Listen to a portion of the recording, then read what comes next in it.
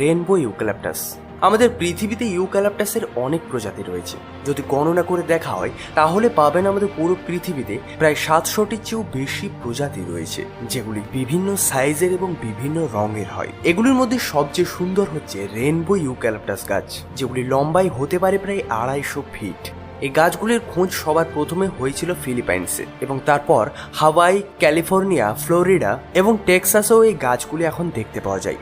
এই এত সুন্দর রং বেরঙের গাছগুলি ক্লোরোফিলের মাত্রা বেড়ে যাওয়ার জন্য তৈরি হয়, যার জন্য গাছের পাতাগুলোর রং সবুজ হয়।